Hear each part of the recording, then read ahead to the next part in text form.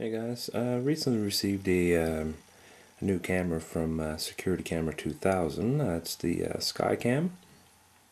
It's a 650 TVL board cam, and first impressions is it's quite small. If you look at it here, in comparison to a normal board cam that we're all used to using, it's very small.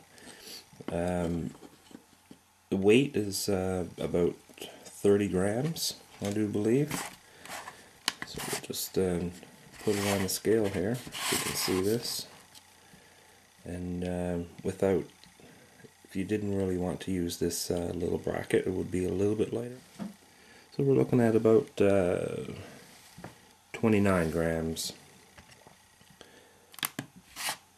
I was very surprised actually in the size of it. 650 TVL, it's a 12 volt camera, and it's got your regular PAL and NTSC. The menu board,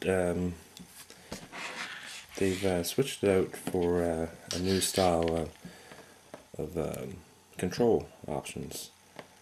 So we have your up and down, left and right, and push in to enter.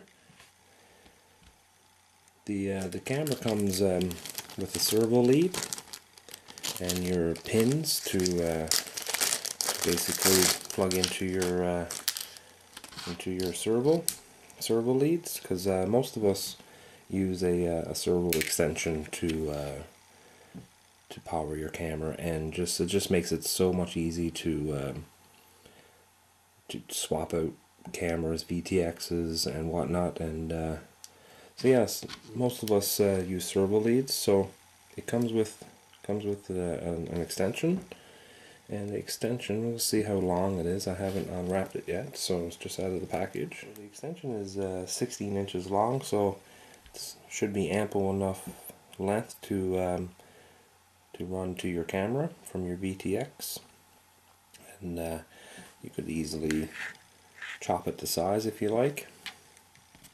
One thing that I've noticed with the camera is there's only one input plug, and you'll notice on the control menu plug there are 4 wires. So we got our regular from left to right, positive, negative, yellow for your video, and white, I guess, is a signal for the control options.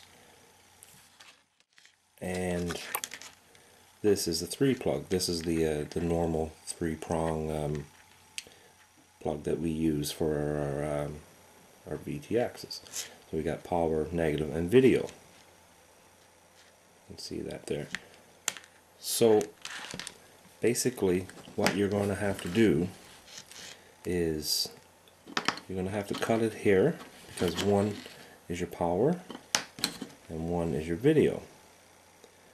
So the only thing that I can see with one plug, because the normal board cam have 2, one for your camera and one for your board cam. So if you want to make any changes at the field and you just have this, you're not going to be able to make adjustments. So you have basically 2 options. You can cut this and have this plugged into your camera and have this on your model at all times, or you still would have to cut this and keep this in your flight box or whatnot, and if you're using this, you have to unplug and plug this in to get your video feed and your menu control option. You know, I hardly ever make changes to my video.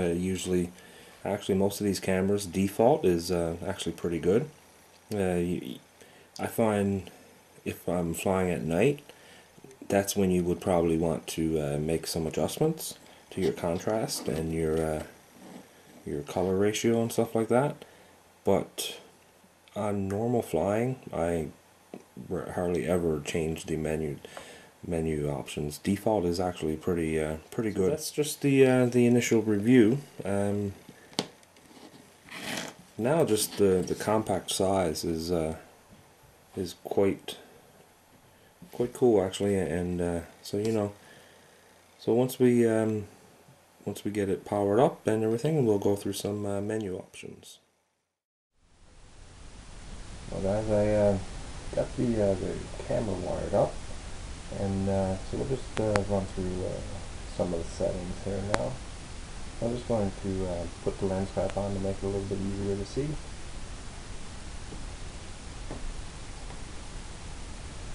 So hit the enter button, and we just get your normal different settings. Usually I leave it on manual. We've got exposure, and just some different settings here for different lighting conditions. Auto is normally pretty good. The AGC is low. Wide dynamic range, we can turn that on. And the return, we got white balance.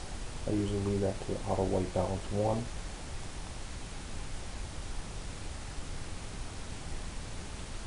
The backlight, we leave that off. Day and night, auto. And black and white, color, or auto. For nighttime flying, I like to leave it on color. We'll leave it on auto for now. DPC. And just got some different settings for that. And special. Cam title, motion, privacy, park line. It's you can see that it's basically if you were setting this up in a car, I guess. Image adjust, and this is when we come in, and most of this stuff is, I leave it as default. Contrast, this is where you would, for night flying, you would turn it up. And default is 128, and turn up the sharpness a little bit.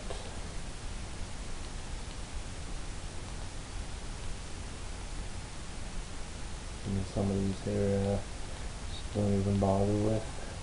So for the DPC, it's basically it takes any unwanted pixels in your camera. So I'm going to the settings. Just cover the lens and then press the enter key. So we'll put the lens on and we'll hit the enter key. And there we go. So that's pretty good. That's done.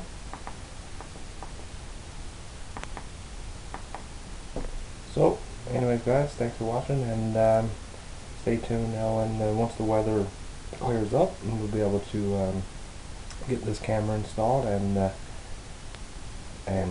see what the quality is like when installed on a model. So anyways guys, thanks for watching.